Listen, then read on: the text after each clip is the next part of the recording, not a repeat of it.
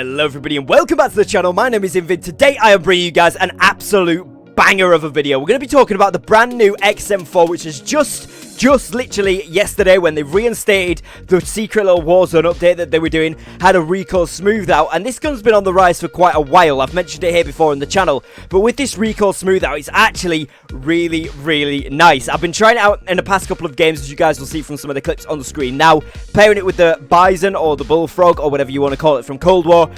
Amazing double setup. I'm going to bring you guys that class very soon, but today we're going to be focusing on the XM4 because this thing is an absolute beamer. I've been using the kind of mid-range sniper support-esque build as my main primary, like, kind of mid to long range weapon on Rebirth Island, so really you're only hitting maybe 100 meters maximum gunfights with that, and then I've been using the Bison with it as my close range, but I've also used a close range variant, and I've tried out the long range variant of these weapons as well to give you guys kind of like the best overview. And these are going to be like the best three classes that you can use for the XM4, so I'm going to give you guys a close range, mid range, and a long range class, so you can decide what you want to use in it. I'm going to give you some options as well as we go through. If you do want to enjoy today's video, drop a like on it, it really helped me out, and make sure you subscribe to the channel with notification bells on. You don't want to miss any uploads. Let's jump into the video here. So on screen for you guys now is the medium range kind of sniper support or long range for Rebirth class that I've been using. This thing slaps on Rebirth Island, by the way, so if you are a Rebirth player, this class is the one I would recommend. Even though the close range class is kind of better for those close range situations, this pretty much covers close range, medium range, and long range on Rebirth, and on Verdansk is an excellent sniper support build. So definitely try this one out. We've got the suppressor on the barrel there, which just gives it that quick snappiness, but it still gives that bullet velocity and sprint to fire speed, which is really nice for a close range build.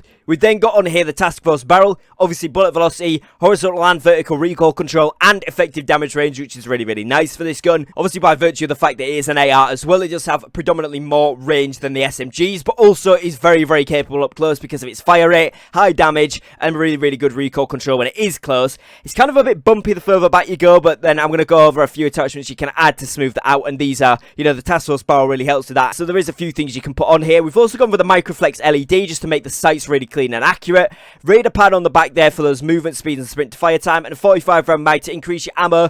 You kind of don't want to go for the StanX 60 because if you look at the little chart just underneath here, it tells us that when we get the StanX 60, the mobility is going to be impacted a lot, and when this is kind of used, especially on Rebirth or on Verdansk as a sniper support like this build is designed to be, you kind of want that ability to be able to move faster and not have your mobility hindered too much, because chances are you're either going to pair it with a sniper or you're going to want to be able to move around in that gunfight that you are in, regardless of what distance that is at. So the less mobility penalty the better, and 45 round mag you can take out 4 players very easily with this gun, so it's easily worth just taking that one. Now if you are finding that the weapon is kind of a bit too bouncy for you, you could go ahead and take off the Microflex LED and instead put on the Field Agent grip, but the iron sights for longer ranges, anything sort of 30-40 meters plus, is kind of a bit clunky in my opinion, so I'd probably try and keep the Microflex on there if you do want to. If anything, maybe take off the radar pad and make it a little bit slower when you are aiming and moving, and maybe not as much strafe speed, but you're going to be able to beam people. Personally, I think this is fine up to about 60-70 meters. If you're on controller and you've got aim assist, this is going to beam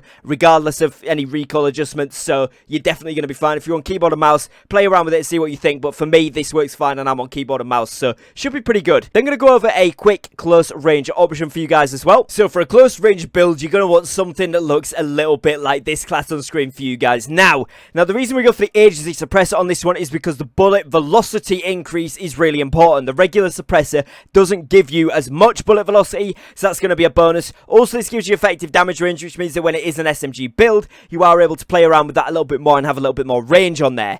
Now also, we've got the target team spotlight on here, again just for those movement speeds and capabilities of kind of strafing around, because when it's a close range build, you're going to need the movement, which is again why we've gone with the radar stock, the radar pad, excuse me, and obviously the sprint to fire time on the radar pad as well is really nice. 45 round mag for the same reasons as before, and the airborne elastic wrap then there just to give that ADS time up so that you can compete with SMGs, because it is a little bit slower than some of the SMGs if you don't have this on. Aim and stability and flinch resistance are both really nice as well, and this is a very snappy close range build that's going to be fairly high on recoil, so if you're not as confident with the recoil, stick to the SMGs, but if you do want to use this as a hybrid AR SMG build. You've got a little bit of recoil control or a little bit of aim assist on controller. You should be good with this build. It's a ton of fun and it melts very, very quickly. But do be aware, it can be a bit bumpy at times, so you're not going to want to go over 30-40 meters with this thing at all. And finally here we've got the long-ranged XM4 build. This thing absolutely melts. It melts on Rebirth really, really nicely because it pretty much covers any distance on Rebirth Island, okay, because it's pretty much a small close quarters map.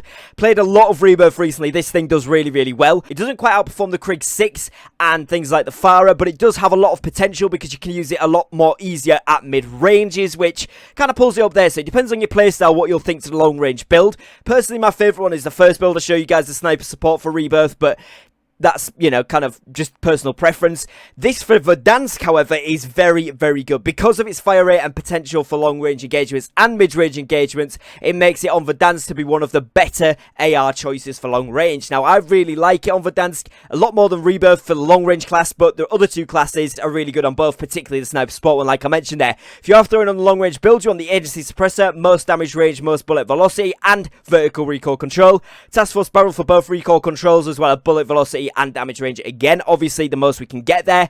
Axle 3 times for the ability to see further clearly. Obviously you want the field agent grip on there just to reduce the recoil as much as physically possible, because this can be quite a bouncy weapon, so it's going to be a vital attachment there for long range builds. And then the Stanag 60, again, we don't really need that mobility, we don't need that ADS time because it's going to be a longer range build. The chances are you're running it with an SMG or a, you know, SMG style AR or maybe an SMG style LMG, whatever the case may be. That's going to be a snappy, quick build, so you're going to want to build this a bit slower so we can afford to put the 60 round on there. So it kind of works out pretty well. It's going to have a little bit more bounce than your Krig 6 and your FARA at the moment, but those things, even after the nerf, are still really, really on point for like the best accuracy. But this thing, DPS wise, is really, really up there. A lot of damage, really good TTK, and feels kind of nice to use. That's the main important thing here. It's fun and it feels good, so you're going to want to try this one out if you haven't done so already. Again, like I said, my favorite class, I'll just go back to it for you guys. You can go ahead and see this one here. It's going to be this, and then we take off the field agent, put on the raider stock there, and we're going to kind of run that with the 45, not 45 speed, my bad, 45 regular. That's my favourite class, the sniper support one. Let me know in the comments which one of these three classes you're going to be running in Verdansk or Rebirth, and which one are you playing more of at the moment, Verdansk or Rebirth Island. Myself, I've changed over to Rebirth Island a lot more, and I find it a lot of fun, so let me know in the comments what you guys are doing. Other than that, as always, thank you very much for watching. If you are new to the channel, do drop a subscribe down below. We'd love to have you here and help me reach 2k, that'd be amazing. If you did enjoy today's video, make sure you drop a like on it, as it really does help me out. And other than that, as always, thank you very much for watching. Take care and peace.